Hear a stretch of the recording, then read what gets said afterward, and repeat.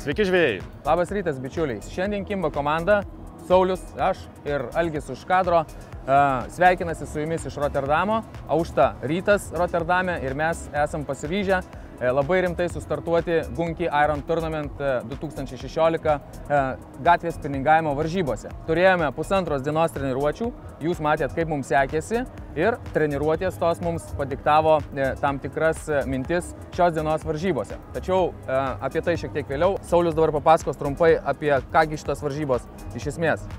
Traktuojama kaip pasaulio gatvės spiningavimo čempionatas, yra iš viso 360 dalyvių ir ne visi norintys pateko, atrankos būdu buvo registruojamos, ant tiek didelis yra susidomėjimas ir pagrindinis rėmėjas yra Dipper ir mūsų komanda vadinasi Dipper Lithuanian ir ačiū dar padėkoti noriu Kotui kaip rėmėjui, nes jų pagalba ir Dipper pagalba mes šitam renginyje ir dalyvaujame. Tęsiant toliau mintį apie taisyklės, tai bus registruojamos 15 didžiausių pagautų žuvų. Tam tikri yra numatyti centimetrai, nuo kokių yra tos žuvis imamos. Apie tai šiek tiek kalbėsime vėliau, jeigu sugausime kažką. Na ir pati pagrindinė yra mintis, kad visą parą.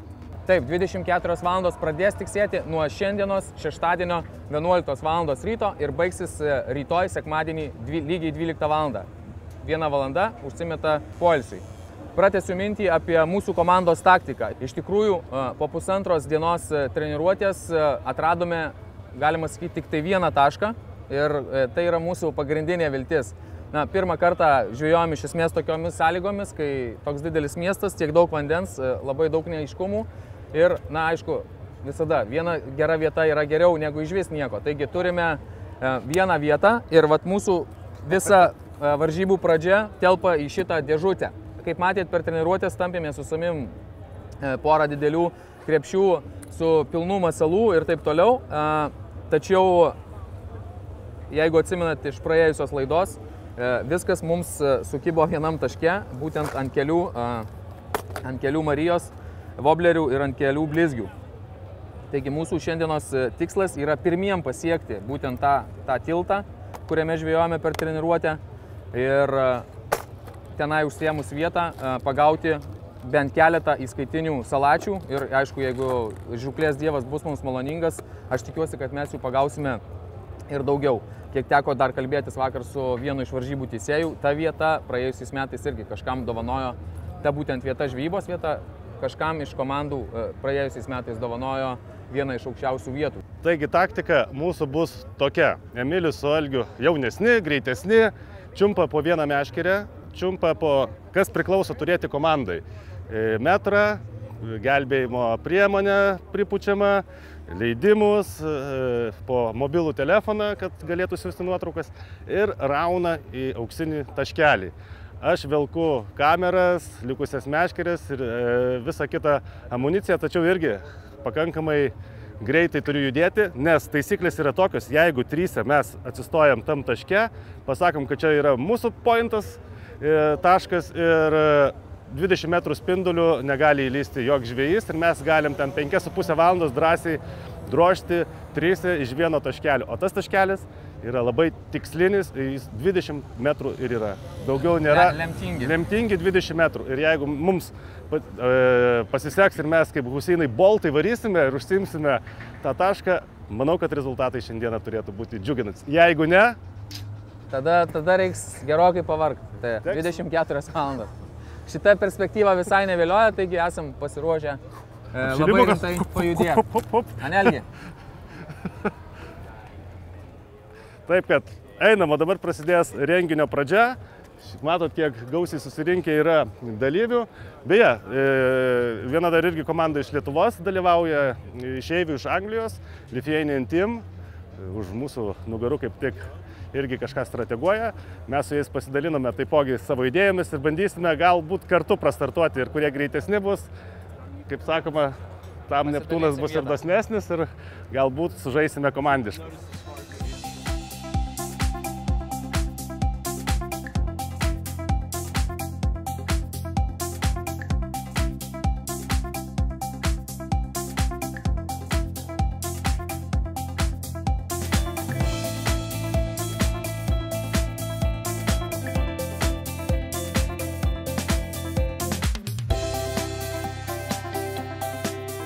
Ready for the picture, guys? Are you with us?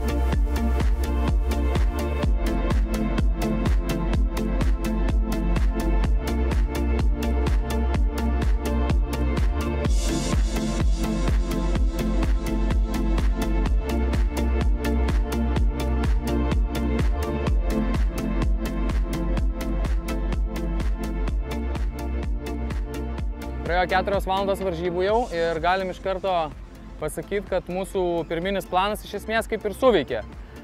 Paleidom operatorių, kuris yra iš mūsų jauniausias ir greičiausias bėgti ir užimti šitą tašką, nes kito jokio neturėjom ir jam pavyko atbėgti, šiek tiek vėliau atlėkiau. Irgi reikėjo čia pasistumdyti gerokai pečiais, pakovoti dėl tos vietos, išvyti iš kairės pusės mums nelegaliai įsitaisiusius, per tvoras įlipusius žvejus. Ir praėjus kiek laiko, kai atsirado upės srovė, prasidėjęs atoslūgis, tai srovė eina iš kairės į dešinę mums ir pradėjom pagauti. Šalia mūsų dar yra bičiuliai lietuviai gyvenantys Anglijoje, jie irgi sudaro atskirą komandą ir šiuo metu, praėjus gerom 4 valandom varžybų, mes turim 3 salačius su šiek tiek daugiau negu 1,5 metro ilgiu ir pas juos yra šiek tiek daugiau negu metras su 2 salačiais. Vienas dar salatis jiems atsikabino. Taigi, kol kas viskas gerai, dabar turime pagal varžybų taisyklės palikti savo vietą ir atsižymėti kontroliniam punkte. Taigi paliksim čia viską tikriausiai ir šausim 3 visi į kontrolinį punktą, o paskui jau esam susitarę su kolegom savo, kad jie čia pažvejos šitoj vietoj, kad kitiem nekiltų pagunda ir tada juos išleisim tą patį padaryti. Ir gal užkasim šiek tiek ir atsigersim, nes 4 valandas su viršum žvejojam ir patikėkit, bičiuliai, beveik kilometras buvo tokiu tempu įveiktas, kad, nu, nežinau, Algis šaunuolis nerealiai pasistengė, bet ir aš gana greitai lėkiau iš paskui, nu, senukas jau, kaip sakant, atrisnojo, bet mūsų ginklanešys irgi vis tiek viską atnešė. Taigi, tokia varžybų pradžia, kol kas vienintelis dalykas, kuris šiek tiek nervuoja, kad kitoj pusėje panašų tašką užsiėmus komanda jau ištraukė, nežinau, kokias 8 žuvis. Taigi, na, bet mes su kolegom, galima sakyti, irgi 5 pagavom, 1 nutrūko, tai tikriausiai būtų panašus rezultatai, jeigu, tarkim, vienis stovėtumėm. Bet dabar draugiškai, lietuviškai dalinamės tašku ir manau, kad šiandien praleisim dar čia kokias 5 valandėlės, jeigu čia viskas gerai gausis taip, kaip mes esam suplanavę ir sustrategavę. Kaip matot, žvejyba pati paprasčiausia, blizgės. Šiandien turim priešinį vėją, woblerio užmest kaip per treniruotę iki norimų vietų nepavyksta. Taigi šaudom blizgės kaip įmanoma toliau, greitai traukiam šiek tiek įstrižai prieš srovę ir sulaukiam 3 kibimų. Viskas, tokia litanija ilga, lekiam į checkpointą vadinamai, užsičekinsim, nusipirsim atsigert, biškį atsikviesim nuo žvejybos ir tikiuosi salačiai ateis, kol mūsų nebus į šitą vietą ir mes dar sukirsim jų daugiau. O Jėzus Marija, pažiūrėk kaip.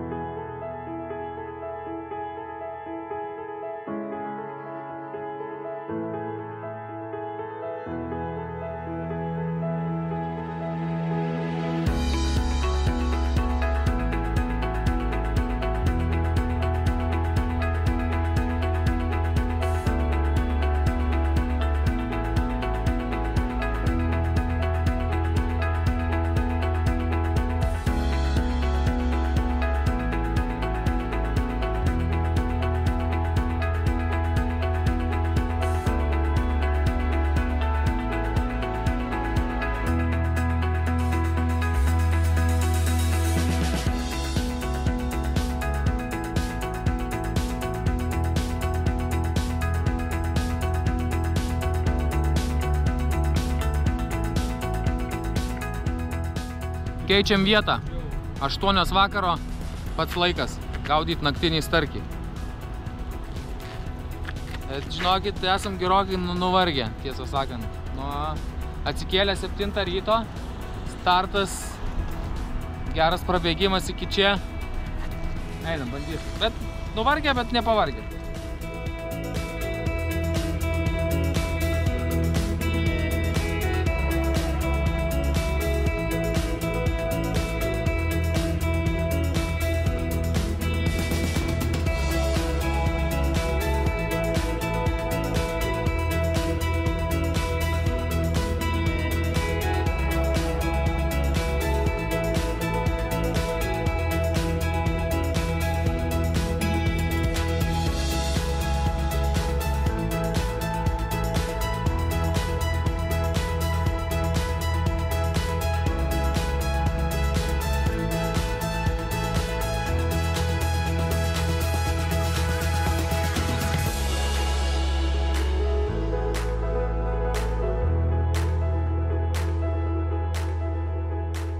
pirmas metimas po naktinės pertraukos, bum, starkiukas.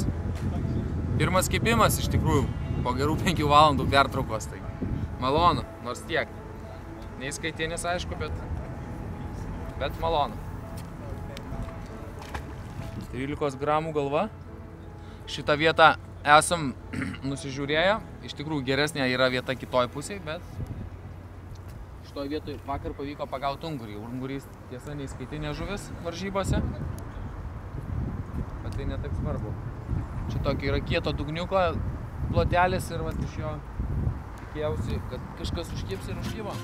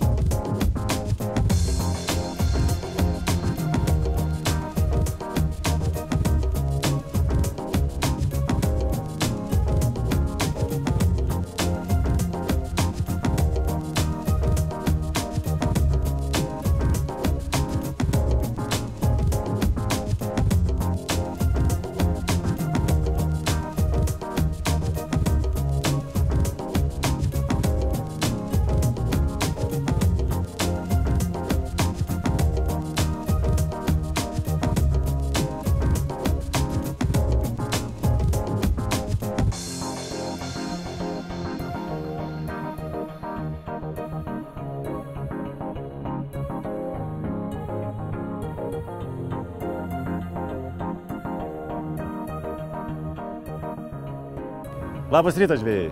Sveiki, dar kartą bičiuliai. Kągi, varžybos baigėsi. Tiesą sakant, tai yra sunkiausios varžybos, sunkiausios 24 valandos žvejybos.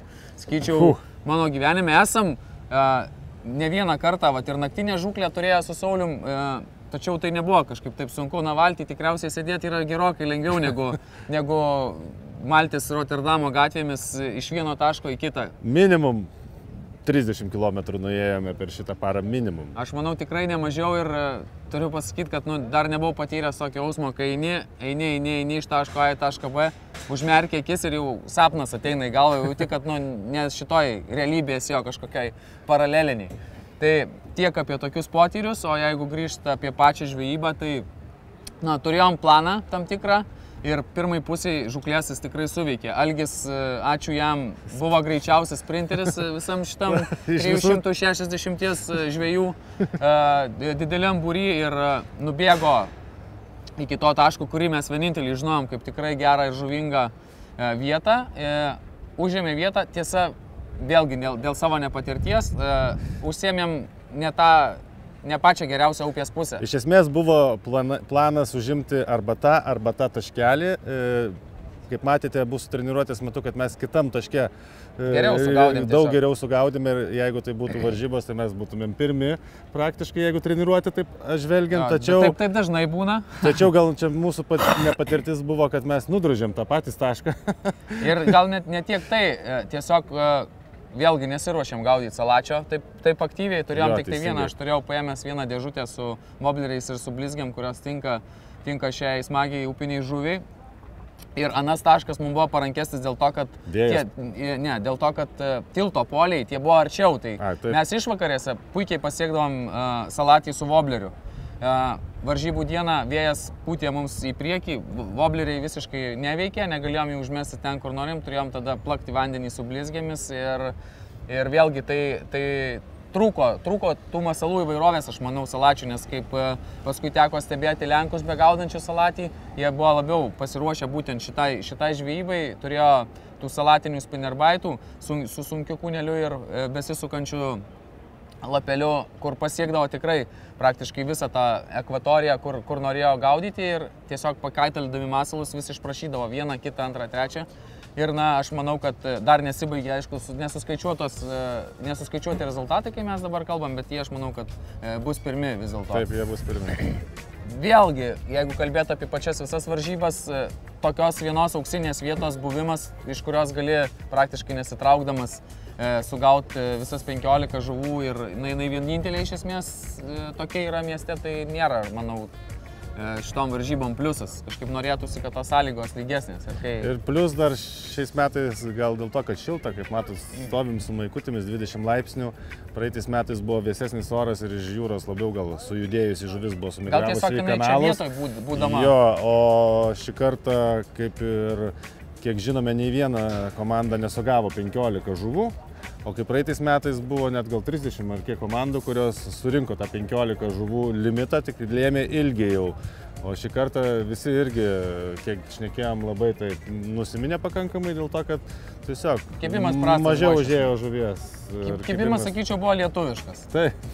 Turėjom visose varžybose vieną laimės valandą, jinai buvo smagi, tačiau po to buvo tikrai gana daug kančios ir kančia... Ką čia bedavoti dabar? Ką čia bedavoti? Visai smagi patirtis. Pats renginys yra be proto super.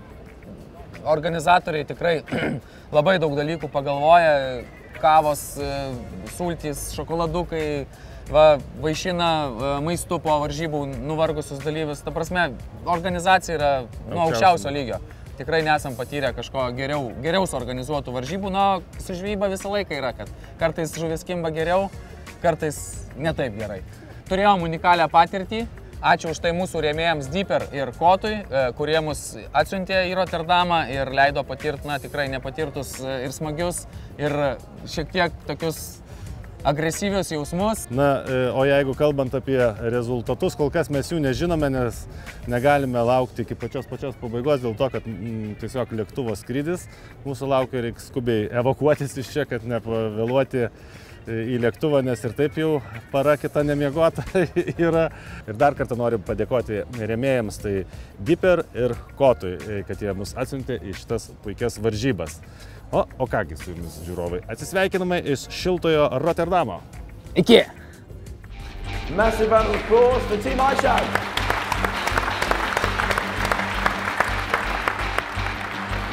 Finished second. I'd like to call Team 102, Dick Boom!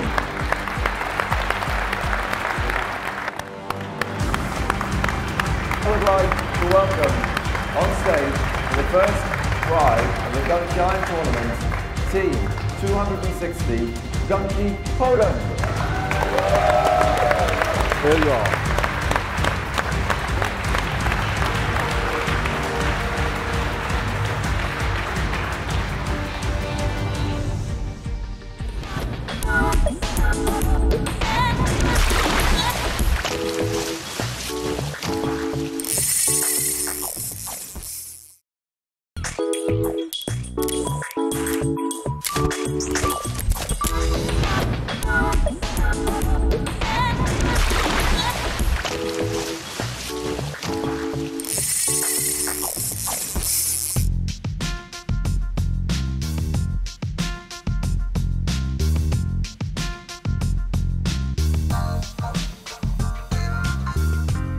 Dar kartelį sveiki žvejai ir laivybos mylėtojai. Šiandieną rubrikoje apie laivybą paliesime tokią temą, kaip pasirinkti arba į ką reikia atkreipti dėmesį, įsigijant padėvėtus katerius. Ir kaip visada šiandieną mūsų rubrikoje laivybos ekspertas Darius iš laivyno ir šiandieną jisai patars, į ką reikia atkreipti pagrindinį dėmesį.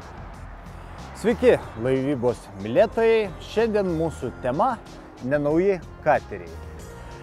Dažnas iš jūsų matyt pagalvoja ir pasidairo nenaujų katerių internete, rinkoje ir teisingai pastebima, kad nusipirkti nenaują katerį dažnai kainuoja kartais dvigubai pigiau negu įsigyti naują. Tačiau reikia būti labai atsargiems. Jeigu pamatyti saitus Amerikoje ir kitose ne Europos Sąjungos šalyse, reikia žinoti, kad Europos Sąjungos šalyse priregistruoti atsivežus iš tenais laivo arba katerio negalima, neturint CE sertifikato. Tik kelios Europos Sąjungos šalys turi įstaigas, kurios daro sertifikavimą, patikrą ir dėja Lietuva tokios įstaigos neturi. Taip kad gan dažnai mes išgirstam žmonių susigundžiusių, atsivežusių iš Amerikos katerį ir po to gan sunkiai už didelius pinigus priregistravusius juos mūsų šalyje. O šnekant apie kitus katerius, tai pagrindiniai dalykai, į kuriuos reikia atkreipti dėmesį įsigijant nenaują katerį, be bendrojo jo stovio ar kėbulas neturi pažeidimų, neleidžia vandens, ar interjeras yra tinkamas jums, nesupelijęs, taip toliau, tai yra variklio motovalandos. Kaip ir automobilis turi spidometrą, taip ir kateriai ir jų varikliai turi motovalandų rodmenį, ką sertifikuotos įmonės gali pažiūrėti, panaudodami diagnostinę aparatūrą, jeigu varikliai yra pakankamai nauji, o jeigu variklis yra pakankamai senas, tai dėja teks pasitikėti šeimininko žodžiais arba atvežus į laivybos įmonę, meistrai turėtų jau patikrinti spaudimą atskiruose cilindruose, jų tolygumą ir taip nuspėti, spręsti, kiekgi geras yra variklis, kiek daug jisai buvo tarnavęs ir kiek tinkamai buvo prižiūrėtas. Motovalandos, jų skaičius, jeigu yra, pavyzdžiui, iki 100 valandų nuvažiavęs variklis, tai laivų varikliams tai yra visiškai niekis, yra nedaug. Yra tekę parduoti visiškai neblogų variklių, kurie yra atplaukėję netgi 800 ir daugiau motovalandų, jeigu jie yra tinkamai prižiūrimi ir jeigu nematė, pavyzdžiui, jūrinio vandens arba tinkamai keičiami anodai jūriniame vandenyje, jie tarnauja tikrai ilgai ir gerai. Svarbu paklausyti variklio darbo. Jeigu negalite to padaryti ant vandens, galite atvežti katerį patikrinti į įmonę ir meistrai prijungia aušinimo ausis, pateikia vandenį, gali užvesti ir jūs galite išgirsti variklio darbą laisvomis apsukomis, uždėjus apkrovą ir taip maždaug įsivaizduoti jo tinkamumą naudoti. Labai tinkamas kelias įsigyti nenaują katerį pigiau ir taip patenkinti savo laivybos norą, plaukiojimą, tai yra pirkti katerį su istorija. Gan dažnai žmonės paplaukioja keletą metų su mažesniu kateriu ir norėdami įsigyti didesnį, paprašo mūsų priimti arba padėti parduoti jų buvusį katerį. Dėl to gan didelį parką mes turime pasiūlyti įvairiausių tipų ir formų katerių čia vietoje. Tai perkant tokį katerį, kuris buvo iškeliavęs iš įmonės naujas, laiku buvo pas sertifikuotus meistrus keičiami tepalai, jis buvo prižiūrimas ir visos bėdos ir atsitikimai buvo laiku sureaguota ir sutvarkyti. Tokiu atveju laivas yra pažįstamas, prižiūrėtas, apie jį viskas yra papasakota ir jūs nenusipirksite katės maiše, o turėsite gerą daiktą. Ir katerio senumas, kartais ir senesnis kateris 10 ir daugiau metų senumo gali būti puikiai išlaikytas. Jeigu šeimininkas buvo pedantas ir jis kruopščiai prižiūrėjo savo katerį, įdėjo jį daugybę papildomų komforto elementų, kondicionierių, šildytuvų, elektronikos, įvairiausių navigacijos prietaisų, tai jūs galite netgi gan stipriai išlošti įsigydami nenaują katerį. Tačiau būna ir tokių atvejų, kai metų, 2 senumo kateris būna jau gan stipriai pagedęs, galima pasakyti, užplaukęs ant seklumos, variklis pagavęs smėlio arba užvestas ore, nevykstant aušinimui ir taip sugadinama aušinimo sistema, ar buvę netgi fizinių mechaninių pažeidimų, atsitrenkus ir jau buvo lopytas arba leidžia kažkur vandenį. Dėl to prieš įsigijant nenaują katerį atkreipiu jūsų dėmesį į keletą dalykų. Kokioje šalyje jisai registruotas, iš kur reikės atvežti, ar nereikės sertifikuoti. Ar buvo plaukiota jūriniam vandenyje ar gėlam vandenyje. Geriausia būtų turėti istoriją, kad jis būtų pirktas ir prižiūrėtas pas dilerį ir būtų pažįstamas su visais jo niuansais, trūkumais ir privalumais. Taipogi būtų gerai, kad būtų galimybė jį apžiūrėti mechaniškai. Iškelti aukštai, prijungti aušinimo ausis, užvesti, paklausyti, praplaukti, išfotografuoti, atidaryti kilimus, čiužinius ir jūs galite turėti gal netgi gerą katerį už pakankamai mažus pinigus. Yra tokia kategorija, yra tokia galimybė ir jinai visiškai yra priimtina. Mes be abejo džiaugiamės kiekvienu žmogum ir naujų laivybos mylėtojų, plaukiotojų, kuris ateina į mūsų bendruomenę, į mūsų ratą ir kai žmonės perka naujus, didesnius, o kiti galbūt paima pratęsti gyvenimą jo buvusiam kateriui, tai visą laiką yra džiugi naujiena, kaip naujo katerio išplaukimas į atvirą vandenį. Taigi, bendraukite su specialistais, tarkitės, šnekėkite ir tikrai išvengsite klaidų ir įsigysite gerą, tinkantį jums katerį arba laivą. Taigi, tiek šiandien rubrikoje laivyba ir aš su jumis atsisveikinu, kaip visada linkėdamas jums smagaus plaukiojimo.